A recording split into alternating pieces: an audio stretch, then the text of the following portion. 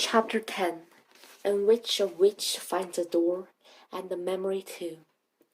Zan turned her back on the swamp and followed the trail up the slope, toward the crater where the volcano had opened its face to the sky so long ago.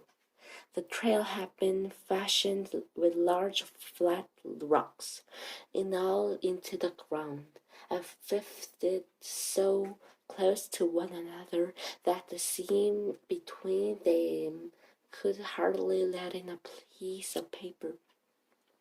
It had been years since Zan last walked this trail, centuries really.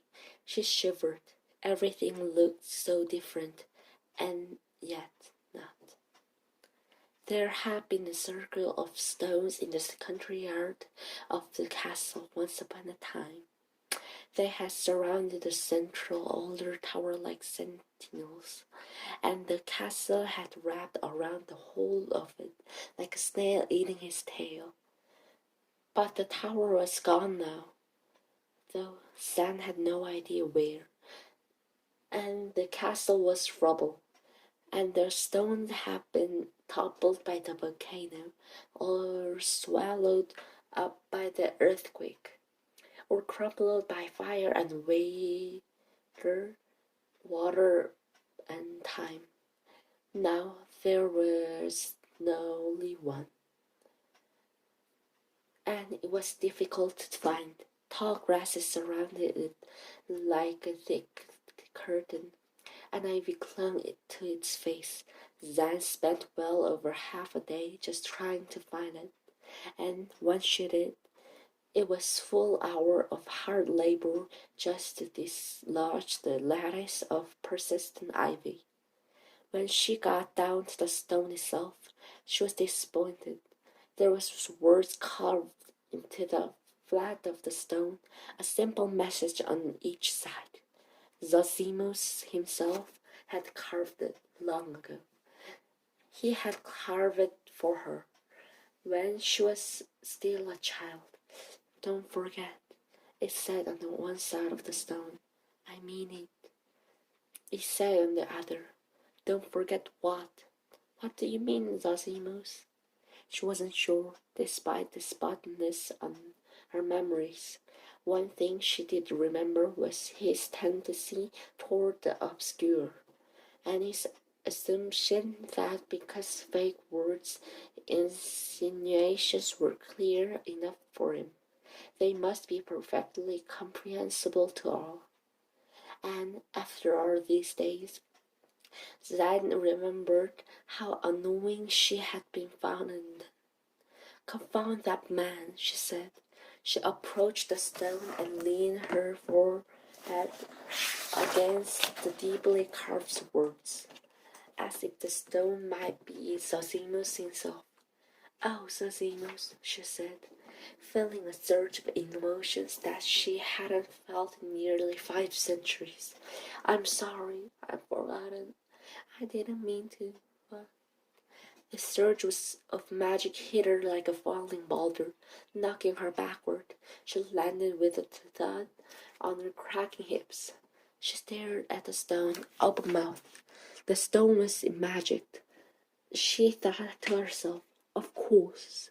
And she looked up at the stone just as seam appeared down the middle and the two sides swung inward, like great stone doors.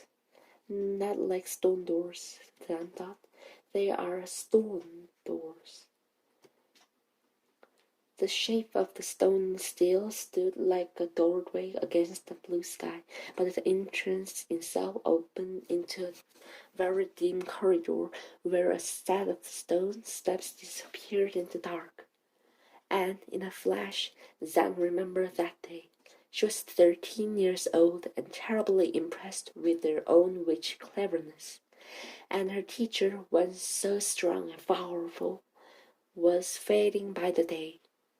Be careful of your sorrow, he had said. He was so old then, impossibly old. He was all angles and bones and papery skin, like a cricket. Your sorrow is dangerous. Don't forget that she's still about. And so Zan swallowed her sorrow and her memories too. She buried both so deep that she would never find them, or so she thought. But now she remembered the castle. She remembered its crumbly strangeness, its nonsensical corridors, and the people who lived in the castle. Not just the wizards and scholars, but the cooks and scribes and assistants as well. She remembered how they scattered into the forest when the volcano erupted. She remembered how she put protective spells on each of them. Well, each of them but one, and prayed to the stars that each spell would hold as they ran. She remembered how Zazimos hid the castle within each stone in the circle. Each stone was door, same castle, different doors. Don't forget, I mean it. I won't forget, she said at 13. You'll surely forget. Then, have you not met yourself? He was so old then. How did he get old? He had practically withered to dust. But not to worry. I have built that into the spell. Now, if you don't mind, my dear, I have treasured knowing you, and lamented loving you, and found myself laughing despite of myself each day we were together. But that is all past now, and you and I must part. I have many thousands of people to protect from that blasted volcano, and I do hope you'll make sure they are ever so thankful, won't you, dear? He shook his head sadly. What am I saying? Of course you won't. And he and the simply enormous dragon disappeared into the smoke and plunged themselves into the heart of the mountain, stopping the eruption, forcing the volcano into restlessness. And both were gone forever. Zan never did anything to protect his memory, or to explain why he had done. Indeed, within a year, she could barely remember him. It never occurred to her to find it strange. The part of her that would have found it strange was on the other side of the curtain, lost in the fog. She peered into the gloom of the hidden castle. Her old bones ached, and her mind raced. Why had her memories hidden themselves from her? And why had Zazimos hidden the castle? She didn't know, but she was certain where she would find the answer. She knocked her staff against the ground 3 times, until it produced enough light to illuminate the dark, and she walked into the stone.